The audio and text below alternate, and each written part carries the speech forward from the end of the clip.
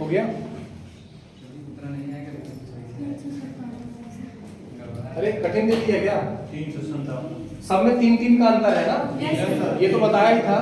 Question ये है कि वह छोटी से छोटी संख्या ज्ञात कीजिए जिसमें 5, 8, 9, 10 से भाग देने पर क्रमशः 2, 5, 7, 6 शेष बचता है। 357। ठीक है, तो सबसे पहले आप क्या करेंगे? 5, 8, 9, 10 इनका क्या निकालेंगे? एलसीएम निकालेंगे। एलसीएम निकालना सबको आता है? कितना आएगा? 360। 360।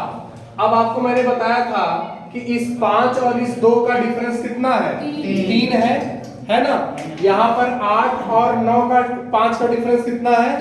3। 9 और 6 का अंतर कितना है? 3 है। 10 और 7 का अंतर 3 है। तो अगर सब जगहों पर 3-3 का अंतर है तो इसमें क्या कर देंगे? 3 घटा देंगे। और अगर इसमें 3 घटा देंगे, 360 में से 3 गया तो कितना आएगा? 300। बहुत तेज गणित है आप सब। ये सब घटाना कोई जल्दी घटा नहीं पाता। 357।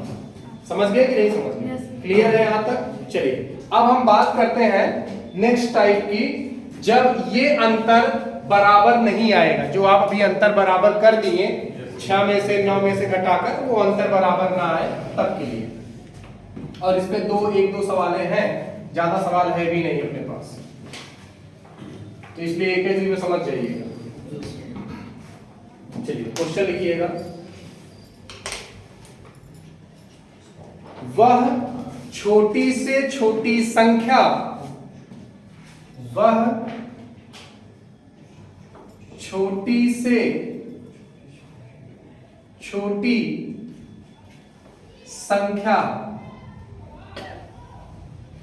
क्या होगी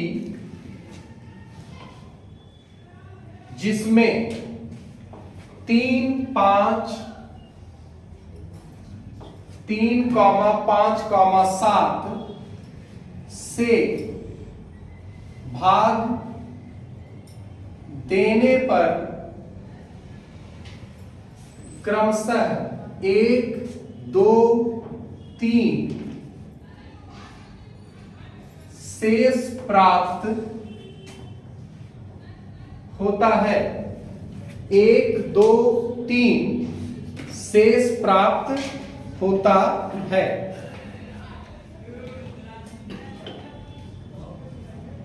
ठीक है,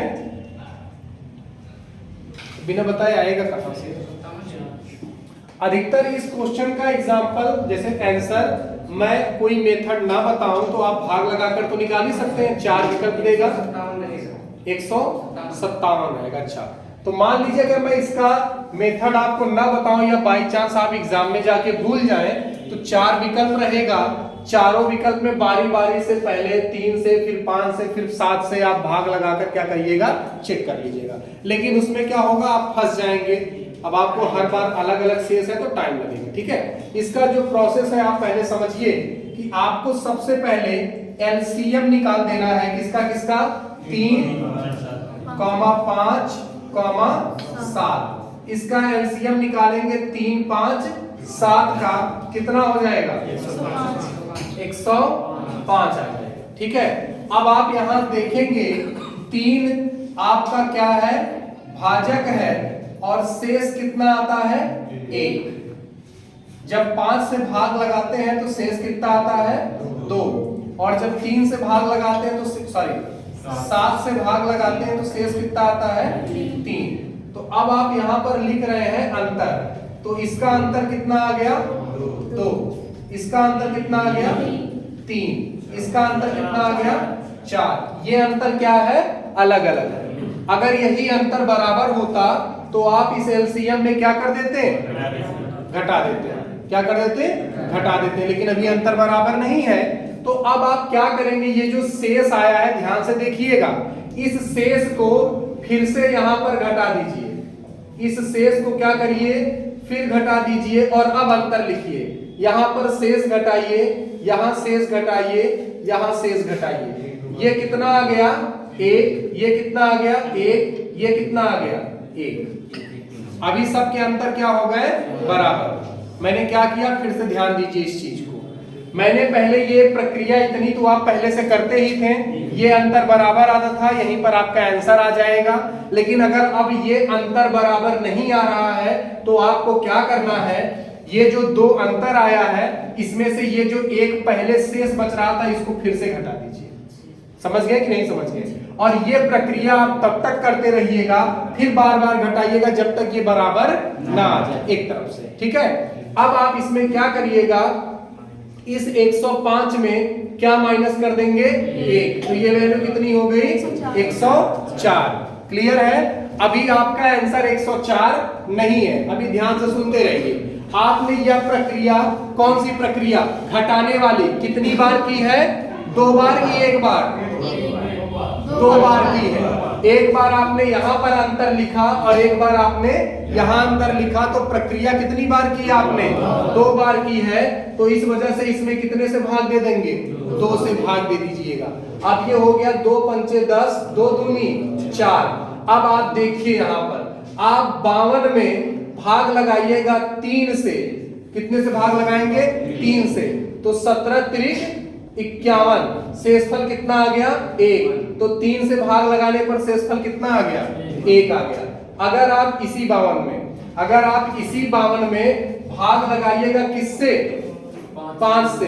तो 10 बचे 50, अभी शेषफल कितना आ गया 2। तो 5 से भाग लगाने पर शेषफल कितना आएगा 2 आ जाएगा। क्लियर है?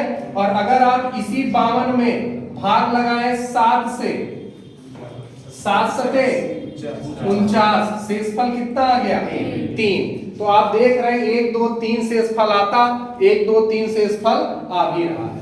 तो इस सवाल का आंसर क्या हो जाएगा 52। ये इसका क्या है आंसर। प्रोसेस समझ में आ गई कि नहीं आ गई? क्लियर है? ये सवाल आपको नहीं मिलेगा जो कह रहा हूं, ठीक है ना? तो इस वजह से इसको बहुत ध्यान से अपना समझना। पूछ भी सकता है इस टाइप का सवाल, ठीक है? तो आप लगा सकते हैं। हाँ, अगर यही अंतर आप 3 बार किए होते तब 3 से भाग दे रहे। जितनी बार आप अंतर करेंगे उतनी बार आप भाग लगा देंगे, ठीक है ना? अरे अभी ठीक है तो समझो, लंबा नहीं, आराम का मामला है, ठीक है ना? ज्यादा मतलब शॉर्टकट मेथड पे नहीं जाना चाहिए। एक न एक दिन देखिए बुलेट का भी क्रेज आया कि नहीं आया? एक समय था कि बुलेट का कोई कबाड़ रखे हो, आप देख रहे हैं समय आता है हर एक आदमी का। तो आज भले ही आप शॉर्ट की तरफ भाग रहे हैं तो धीरे धीरे लोग लौट रहे हैं पूरा उस डिटेल प्रोसेस पर, क्योंकि जब तक डिटेल प्रोसेस नहीं पता होगा तब तक आप सवाल के समझने का विकास आपके माइंड में नहीं हो पाएगा। जब आप किसी प्रोसेस को लॉन्ग ड्यूरेशन में करते हैं ना, तो उसमें कई घटनाएं घटित होती हैं, तो उससे आप लिंक करते हैं, अच्छा ये वाला ऐसे था, ये वाला ऐसे। शॉर्ट में क्या है, पकाया किसी और ने, सामान कोई और लाया, खाने तुम बैठे हो, ठीक है? तो वो मामला है। चलिए हो गया। एक सवाल और कर लेते हैं, लिखिएगा, क्वेश्चन मिटा दे रहा हूं इसको मैं, और ये वाला अब आप लोग करेंगे।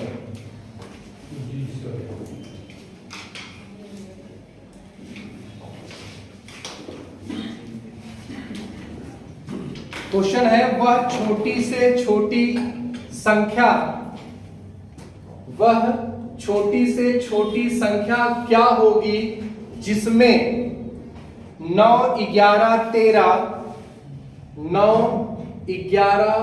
13 से भाग देने पर क्रमशः 1 2 3 शेष प्राप्त होता है।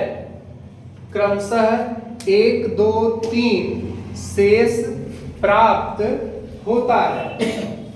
ये प्रश्न है, 1 2 3 शेष प्राप्त होता है, ठीक?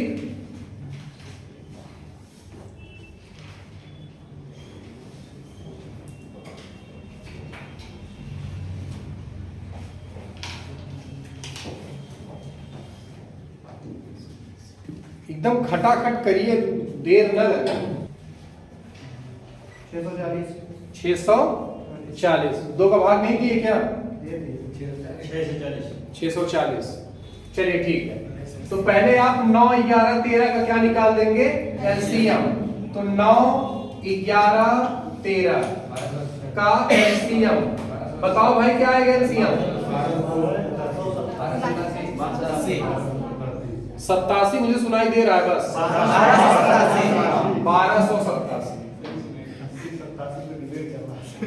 ठीक है, 1287। अब आप यहाँ 9 में से 1 घटाएंगे तो क्या मिलेगा? 8। फिर 11 में से 2 घटाएंगे तो क्या मिलेगा? 9। और फिर 13 में से 3 घटा देंगे तो 10। बराबर नहीं हुआ तो फिर 1 घटा दीजिए 7।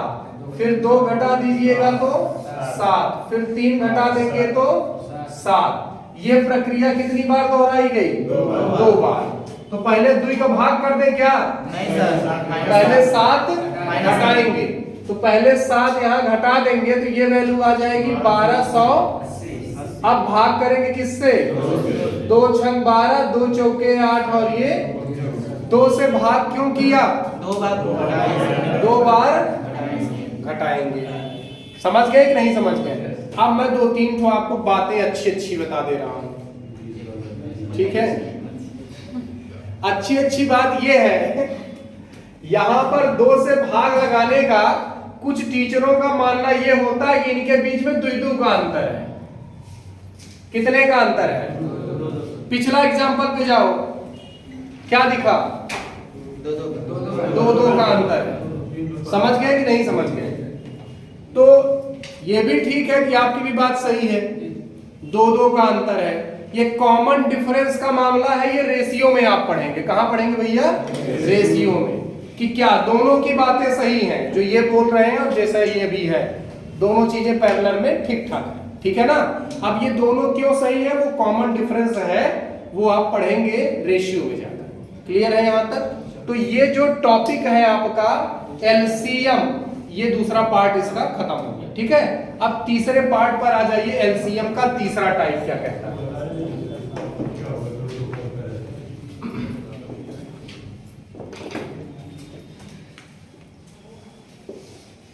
चलिए टाइप 3 पर आ जाते हैं। टाइप 3 क्या है? गुणज पर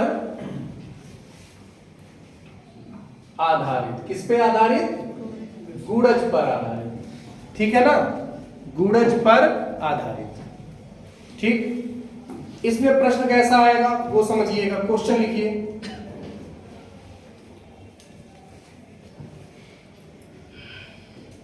एक व्यक्ति कुछ विद्यार्थियों में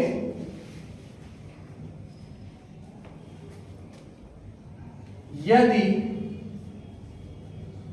3, 4, 5 रुपए दान करता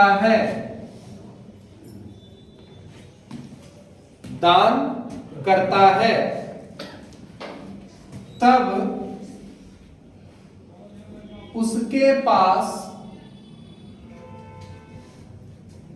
हर बार एक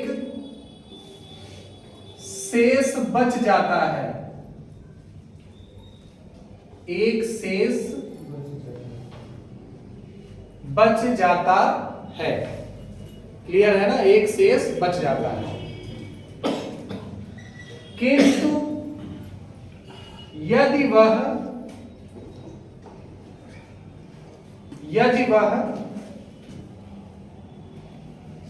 7 रुपए दान करे तो 1 रुपए भी शेष नहीं बचता। 1 रुपए भी शेष नहीं बचता। समझ गए कि नहीं समझ गए? क्लियर है? तो आपको बताना है वो मिनिमम अमाउंट कितना है, मिनिमम अमाउंट कितना है, ठीक है ना। चलिए निकालिए इसको।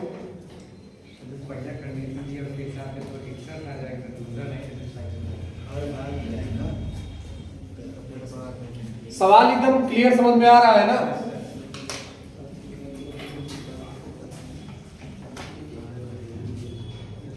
धीरे धीरे ठंड जा रही है, आपको देख के लग रहा है समझ।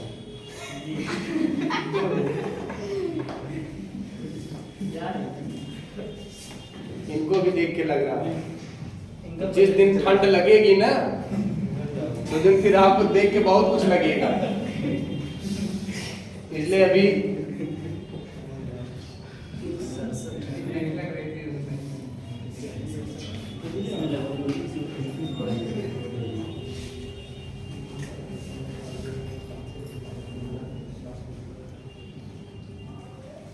नहीं सर, मुझे पहले ही पता था, बताता हूँ। पढ़ा तो है इसे, फिर क्या नहीं कर पा रहे।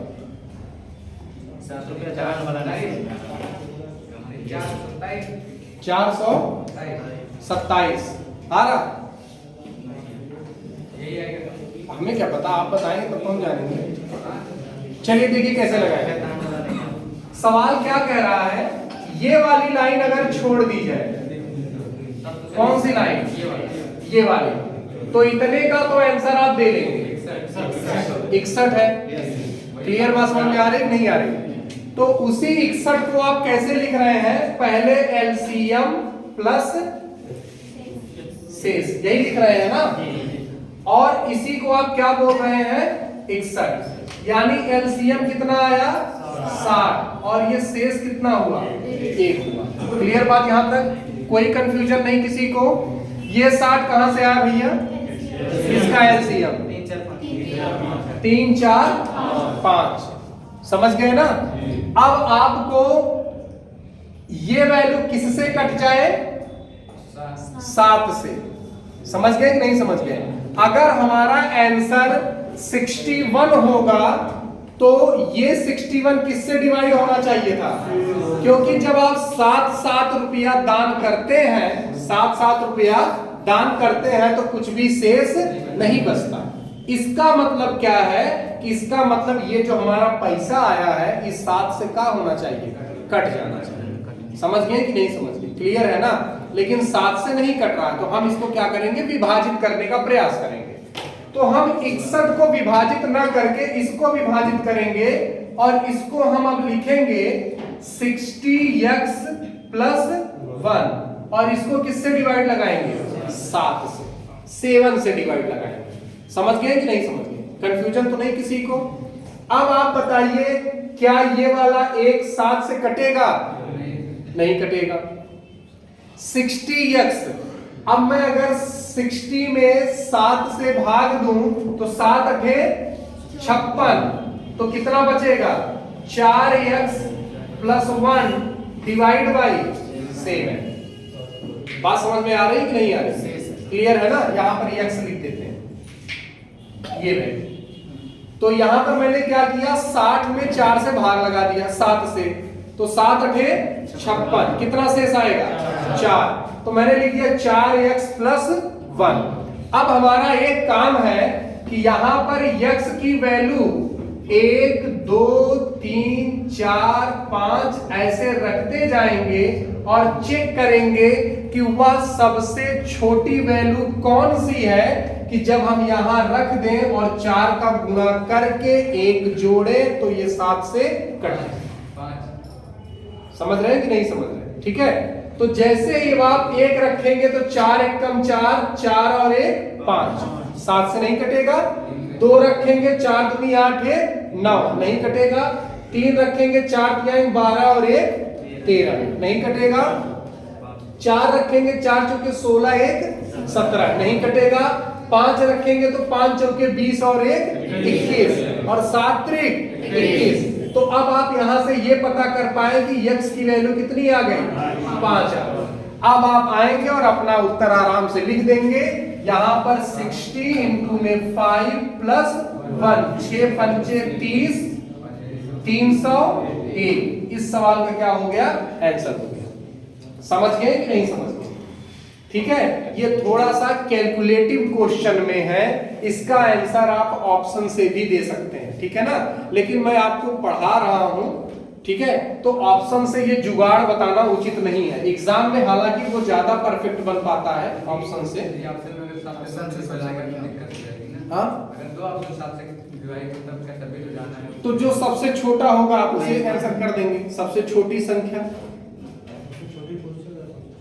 है तो सबसे छोटी कर देंगे अगर सारी कंडीशनें फुलफिल है। देखिए एग्जाम में कोई चीज कैसे लगाई जाएगी, इसके लिए आपको प्रैक्टिस करना पड़ेगा। तो प्रैक्टिस बैच ज्वाइन करना पड़ेगा, मेरा कहने का मतलब ये है। तो जी सर नहीं, ज्वाइन करना पड़ेगा, वरना बहुत ऐसी चीजें जो मैं आपको यहाँ नहीं बताता हूँ वो प्रैक्टिस बैच में बताऊंगा। तो शुरू तो कर दिया हूँ, आप लोग आएंगे तब तो मैं शुरू करूंगा। नहीं, पैसे के बिना तो यहाँ धरती पे कुछ भी संभव नहीं है।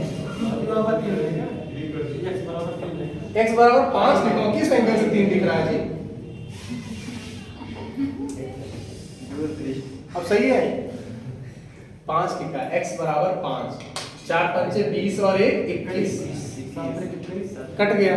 तो x बराबर 5 रखने पे कटा कि 3 रखने पे कटा? 5। तो x की वैल्यू 5 मानेंगे ना, तो यहाँ पर 5 रखेंगे तब आंसर आएगा। हो गया भाई, डाउट क्लियर है, आया समझ में? चलो अगला क्वेश्चन लिखो, नेक्स्ट है। चलिए, ये गुणज वाला प्रश्न है।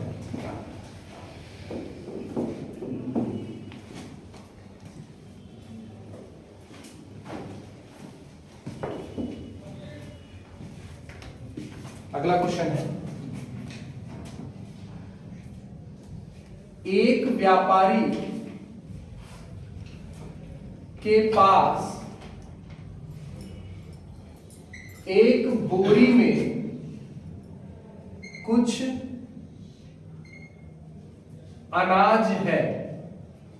एक व्यापारी के पास एक बोरी में कुछ अनाज है। यदि वह उस अनाज को यदि वह उस अनाज को 5 किलो, 7 किलो या 6 किलो के हिसाब से बेचे तो प्रत्येक बार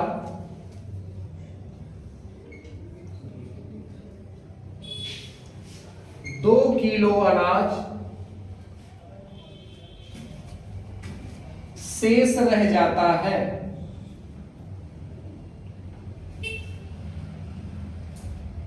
शेष रह जाता है, 2 किलो अनाज शेष रह जाता है, ठीक है, 2 किलो अनाज शेष रह जाता है। किंतु यदि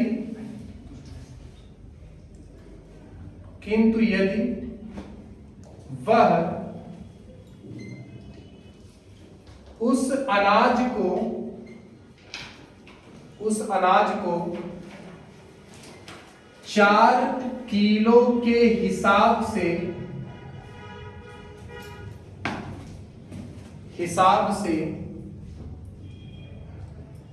बेचे तो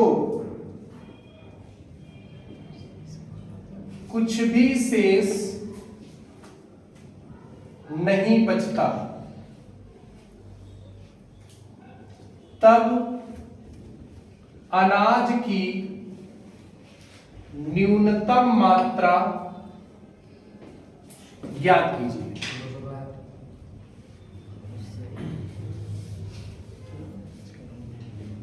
अनाज की न्यूनतम मात्रा ज्ञात कीजिए।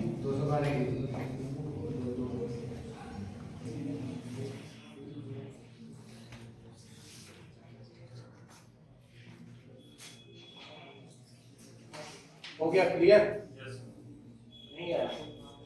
सबसे पहले मैंने आपको क्या बताया, अगर इतनी लाइन ना लिखी जाए तब तो आप आंसर दे देंगे ना, इसको तो मैंने पढ़ा दिया है। तो इतनी लाइन मान के चलिए कि नहीं लिखी गई है, उसके ऊपर वाला तो आंसर दे ही सकते हैं आप। तो उसके लिए आप पहले एलसीएम किसका निकालेंगे, एलसीएम निकालेंगे 5 7 6, तो कितना हो जाएगा 210।